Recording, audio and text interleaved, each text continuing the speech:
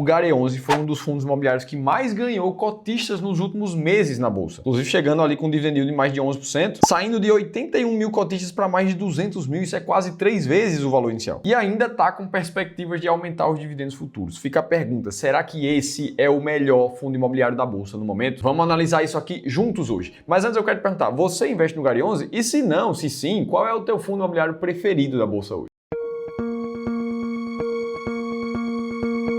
E beleza, antes de qualquer coisa para a gente tomar um posicionamento aqui, a gente precisa abrir o relatório do fundo. Disponível para pesquisa pública, esse aqui é o relatório do GARI11. Vamos passar pelos principais pontos que a gente consegue enxergar aqui para lá no fim a gente comentar se o GARI11 é o melhor fundo da bolsa ou não. Primeiríssima coisa que a gente precisa lembrar está aqui no início do relatório, na ampliação de tese de investimentos, como eles falaram. O GARI11 hoje era o antigo GALG11. Também um fundo imobiliário de galpões logísticos, igual ao GARI. Só que desde o segundo semestre de 2023, o plano de ampliação de tese de investimentos dele acabou alterando o ticker do fundo e um pouco da perspectiva que o fundo traz para os ativos que ele vai colocar dentro da carteira. O que passa pelo objetivo e posicionamento central do GARI11 atualmente, que se propõe a oferecer aos investidores de tijolo uma solução única e completa. Segundo eles, trazendo imóveis em diferentes tipologias, a gente vai olhar um pouco mais para isso, com excelentes inquilinos e com estabilidade e previsibilidade de resultados ainda assim atraentes. Ou seja, bons imóveis,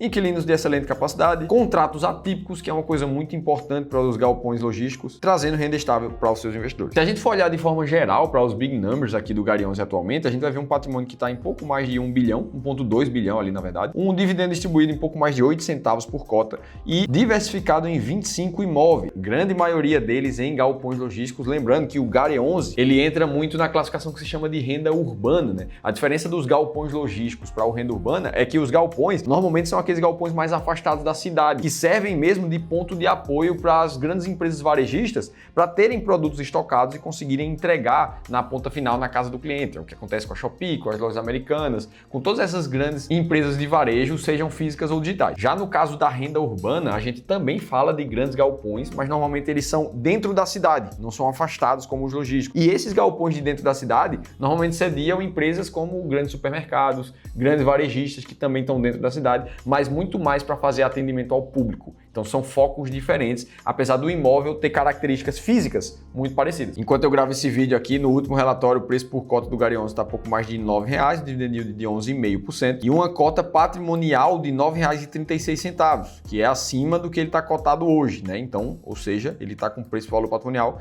abaixo de 1 e atualmente está com 0% de vacância, está tudo locado no GARI11. E atualmente ali batendo seus 210 mil cotistas na bolsa. Quando a gente vai olhar para a taxa de administração, a gente vê algo em torno ali de 1%, mais ou menos, com taxa de performance de 20%, que só incide sobre o que exceder o benchmark, que é IPCA mais 6% aqui para o fundo. E aí uma coisa que me chama a atenção aqui, na parte de ampliação de tese de investimentos, é que o próprio gestor do fundo fala que graças ao plano de ampliação de investimentos, de investir em excelentes ativos, com contratos atípicos e aluguéis de longo prazo, que foi por isso que o GARI11 experimentou um estouro ali de número de cotistas, um aumento de 496%, chegando a 129 mil investidores. Isso aqui está até defasado, ele já tem mais do que isso. Só que o grande ponto, aí entra uma opinião minha, não foi bem por esse novo plano do GARI11 que ele virou muito mais popular da bolsa, e sim porque ele fez um desdobramento na cotação dele. Se a gente olhar para esse comunicado oficial lá do fundo, no final de agosto de 2022 foi realizado o desdobramento na proporção de 1 para 10, ou seja, a cotação que era negociada a pouco mais de R$90 ali passou a ser negociada a algo próximo a R$9 na bolsa. E se a gente observa esse movimento dos últimos 5 anos para cá nos fundos imobiliários, a gente viu que os fundos que passaram para uma cota base 10, como a gente chama, acabaram atraindo uma quantidade enorme de novos cotistas, de pessoas que olharam só para aquela cota ali e disseram: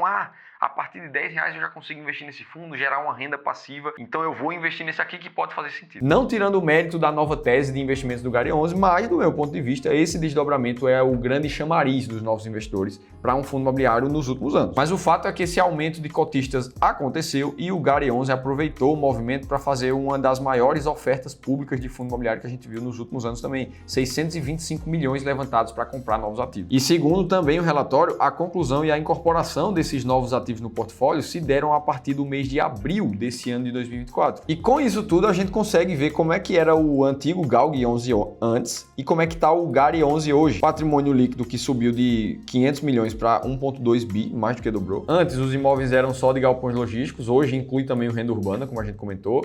Eram 5 ativos só, hoje são 25, e o número de inquilinos que também dobrou. O prazo médio dos contratos aumentou pra caramba, saiu de 9 para 15 anos. Para quem tem contratos atípicos, isso aqui é muito positivo, a gente vai falar um pouco disso mais pra frente. E a alavancagem financeira também reduziu. O fundo carregava uma dívida ali na forma de CRIs que caiu praticamente pela metade. Isso tudo sem perder o dividend yield, inclusive aumentando para 11,5% ao ano. Em termos de distribuição de dividendos, o que a gente vê é o fundo trazendo um dividendo de cerca de 8 centavos, 8,5 centavos, né, por cota, que é justamente a faixa mínima do guidance deles para os próximos meses. Ele vai entregar um dividendo entre 8,5 e 8,8 centavos por cota. Olhando para a DRE dos últimos meses, se a gente olhar junho de 2024, que é o que a gente tem mais atualizado aqui, a primeira coisa que a gente percebe é que as despesas financeiras do fundo eram mais altas até janeiro de 2024. Começaram a melhorar de fevereiro para frente. E boa parte disso foi explicado pela venda de um imóvel da BRF que o Garen 11 fez lá em Salvador, que colocou mais de 50 milhões em lucro no bolso dele. Ou seja, ele pagou uma parcela da dívida que ele tinha e a despesa financeira naquela hora já começou a ficar menor. Isso é bom para o dividendo, uma vez que impacta diretamente a linha final, que é justamente a distribuição. Em termos do resultado do fundo, a gente vê aqui 10 milhões 950 mil reais, que se a gente pega esse valor de 10 milhões 950 mil e divide pelo total de cotas emitidas de pouco mais de 125 milhões, a gente chega exatamente no valor de 8,7 centavos por cota, que é exatamente o que o fundo distribuiu nos últimos meses. Ou seja, todo o resultado que está sendo gerado, ele está distribuindo na forma de dividendos. E aí, se a gente olha para o histórico de rentabilidade aqui, o Garen 11 está conseguindo bater o yield médio do mercado aqui, né, na linha cinza, e também o NTN-B 2035, que nada mais é uma cesta da média dos títulos de tesouro direto com vencimento em 2035. E aqui nesse gráfico a gente vê o estouro de cotistas que o fundo começou a apresentar, que começou ali em 2022, mas realmente veio ficar mais forte a partir do final de 2023. Olhando agora para o portfólio do Garen 11 de forma mais genérica, dentro dos 25 imóveis, o que a gente vê é que praticamente metade e metade, 51% renda urbana, 49% logística. Todos os aluguéis têm contrato atípicos, com um prazo médio de 15 anos, ou seja, nesse contrato aqui, mesmo que o Garen 11 tenha lá seus galpões logísticos, o inquilino que está lá, ele tem um prazo médio de aluguel de 15 anos, que já foi acordado. Se daqui a 2 anos, por exemplo, esse inquilino quiser sair e quiser rescindir esse contrato, ele tem que pensar muito, 2 vezes, 3, 4, 5 vezes, porque ele vai precisar pagar os aluguéis como se ele tivesse ficado 15 anos naquele imóvel ali. Então é muito mais difícil uma empresa fazer um movimento desse, porque para compensar financeiramente ela precisa ter um projeto muito diferente. E essa é a proteção que o contrato atípico dá, tanto para as empresas que alugaram, porque também da mesma forma o fundo imobiliário não pode simplesmente rescindir esse contrato sem pagar à empresa esse contrato atípico também pelo prazo acordado. E o fato é que tudo fica mais estável quando os contratos são atípicos. Aqui está a distribuição geográfica, a gente vê galpões do Garen 11 espalhados praticamente pelo Brasil todo, Nordeste, Centro-Oeste e Sul. E de forma geral, se a gente olha para os inquilinos, os locatários, o que a gente vê é basicamente todos eles com rating acima de AA+. E são justamente esses inquilinos de rating um pouco maior que representam a maior parte da receita do fundo. Por último, aqui tem uma seção da alavancagem, ou seja, a dívida que o Garen 11 ainda carrega. E o que a gente vê hoje é que atualmente, segundo o relatório do fundo aqui, eles têm um patamar de alavancagem de 23% em relação ao ativo do fundo e não ao patrimônio líquido. Mas o que é mais legal é que esse fundo casou os fluxos de pagamento de dívida dele com o fluxo de pagamento do aluguel que ele tem dos contratos atípicos. Tudo isso num prazo mais ou menos de 15 anos, que é justamente o prazo médio dos contratos do fundo. Então, de forma geral, essa dívida está mais bem desenhada, uma vez que a gente vê que ela tem um prazo de vencimento um pouco mais longo realmente, com parcelas que são praticamente igualitárias e a maior parte delas a partir de 2030. Aqui embaixo ele consegue comparar o dividend yield atual do Garen 11 com as médias de alguns setores da bolsa dos fundos imobiliários. A gente vê aqui, por exemplo, entre fundos híbridos, o Garen 11 está num patamar um pouco mais acima da maioria da média do mercado e de alguns players específicos. Se compara com o mercado de tijolo somente de galpão logístico, a gente vê também que o Garen 11 desponta ali no dividend yield justamente por trazer a parte de renda urbana, que eleva o dividend yield do fundo naturalmente. E se a gente olha unicamente para a cotação do Garen 11 nos últimos 12 meses, no último ano, a gente vê ela praticamente no 0 a 0, girando em torno ali dos seus R$9,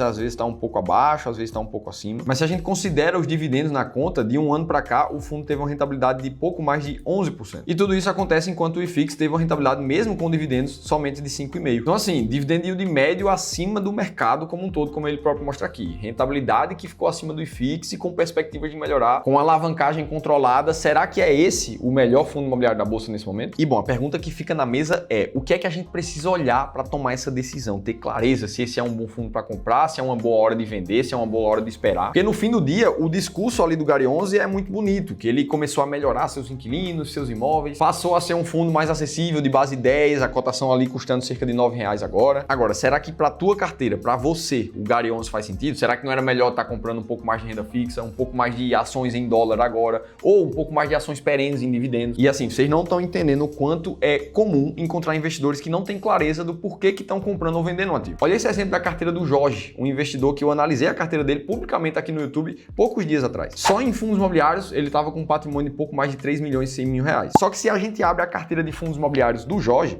o que a gente vê é uma concentração gigante em cerca de 3 fundos somente, sendo que a maioria deles eram fundos C-tipados, fundos que muitas vezes nem são negociados para todo mundo na bolsa. E o Jorge só colocou tanto dinheiro nesses fundos por causa de uma recomendação de um assessor de investimentos que ele confiou muito. Quando, na verdade, ele poderia estar investindo em fundos imobiliários com muito mais segurança, com muito mais dividendos e pagando uma taxa muito menor, já que esses fundos C-tipados têm, na média, uma taxa de mais de 1,5% só na entrada. E tudo isso aconteceu porque ele não tinha clareza se aqueles fundos deveriam estar ali, se ele deveria comprar mais, se ele deveria vender. Foi aí que, depois de participar de uma consultoria gratuita aqui com o nosso time do Clube do Valor, o Jorge teve acesso a um plano detalhado de como é que ele pode melhorar não só a carteira de fundos imobiliários dele, mas a carteira de investimentos dele como um todo, que já era de mais de 15 milhões de reais. E o lado bom disso tudo é que você nem precisa ter o patrimônio de 15 milhões do Jorge, ou você pode ter muito mais também, mas você também pode ter acesso a uma consultoria gratuita com um dos nossos especialistas aqui do clube. É nela que ele vai tirar 1 hora do tempo dele para olhar para a tua carteira e entender como é que você está investindo hoje, baseado no teu contexto atual. E aí sim te mostrar uma estratégia que possa fazer você melhorar ainda mais a tua forma de investir. Se você quiser participar, é 100% gratuito, você no mínimo vai ter uma segunda opinião profissional de como você está investindo hoje.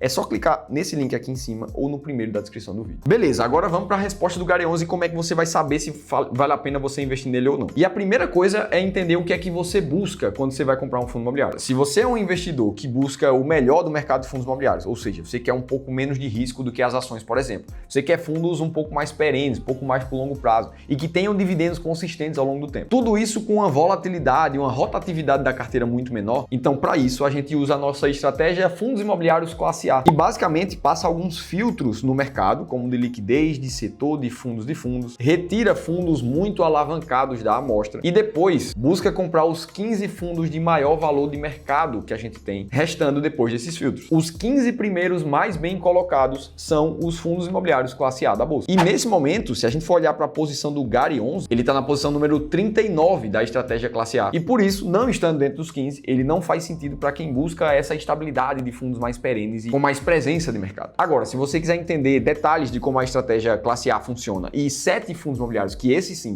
estão dentro dos mais perenes, mais consolidados da bolsa, você pode descobrir tudo isso clicando aqui em cima e baixando um e-book gratuito que eu mesmo escrevi para te contar tudo isso. Tá no segundo link da descrição também. Agora, se você é um investidor mais arrojado, que busca realmente comprar fundos imobiliários que estão mais descontados, mais baratos na bolsa, e não se importa se vai ter um pouco mais de volatilidade na tua carteira, se muitas vezes você vai comprar fundos imobiliários que são menos populares, porque esses sim são os mais baratos. Então, o ideal é olhar para a estratégia S-Rank, que busca justamente os fundos com menores preços por valor patrimonial, mas ainda assim com dividendos mais altos. Tudo isso baseado em alguns filtros de mercado que também tira do nosso ambiente de análise fundos de setores mais arrojados, fundos com alavancagem muito alta e fundos muito recentes na bolsa. Quando a gente olha para a posição do Gary 11, a gente vê ele com um preço por valor patrimonial de 0,97 e um dividend yield dos últimos 12 meses, na média, de 0,92. Assim, ele está na posição número 11 da estratégia S-Rank, ou seja, ele está entre os 15 fundos mais baratos da bolsa. Então, para investidores mais arrojados, que usam uma estratégia de investimentos de fundos imobiliários mais arrojada,